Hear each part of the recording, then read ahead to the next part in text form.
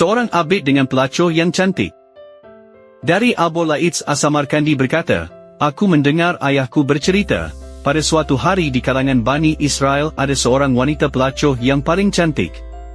Dia selalu duduk di atas tilam di dalam rumahnya dan rumahnya itu selalu dibuka pintunya sehingga tiap orang yang berjalan di muka pintu itu akan tertarik dengan kecantikannya dan sesiapa yang hendak masuk harus membayar 10 dirham. Maka pada suatu hari lalulah seorang abid di depan pintu wanita tersebut. Apabila dia terpandang wanita tersebut yang sedang duduk di atas tilam, maka dia sangat tertarik kepada wanita itu.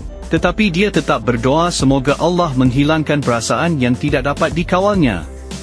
Oleh kerana dia tidak dapat mengawal perasaannya, maka dia berusaha mendapatkan wang sehingga dia terpaksa menjual beberapa helai kainnya.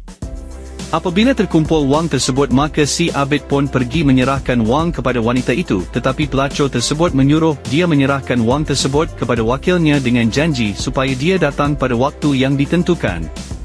Tepat pada waktunya, si abid itu datang sedang si wanita itu telah berhias dan duduk menantikannya di atas tilamnya.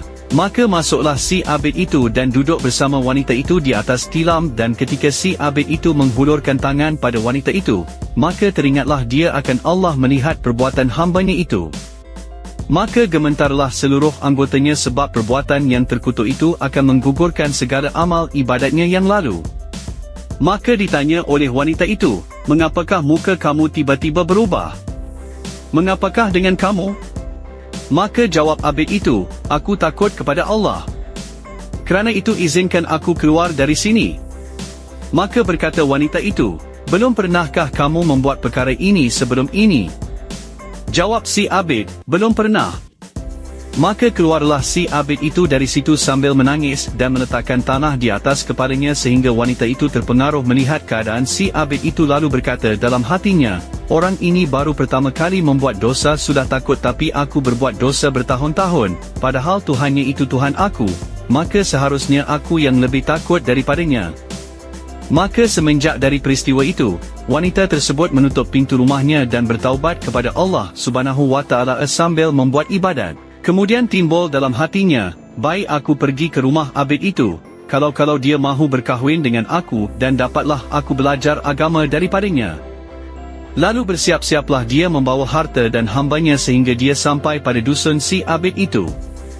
Apabila abid mendapat tahu ada seorang wanita hendak menemuinya, maka keluarlah dia untuk menemui tamunya, dan apabila wanita itu melihat si abid maka segeralah dia membuka tudung mukanya supaya si abid itu dapat mengenalnya. Tetapi apabila si abid melihat wanita itu maka teringatlah perkara silam. Tidak semena-mena, menjeritlah dia sekuat-kuatnya sehingga dia mati di situ. Wanita itu merasa sangat sedih dan berkata, aku datang kemari semata-mata kerananya. Sekarang dia sudah mati. Adakah kaum keluarganya yang sanggup berkahwin denganku? Jawab orang yang ada di situ, ada, dia ada seorang saudara yang soleh tetapi tidak mempunyai apa-apa dan sangat miskin. Maka berkata wanita itu, tidak mengapa sebab aku ada harta yang mencukupi. Lalu wanita itu pun berkahwin dengan saudara si abid sehingga mendapat 7 orang anak laki-laki yang mana kesemuanya menjadi nabi-nabi Bani Israel. Wallahu alam.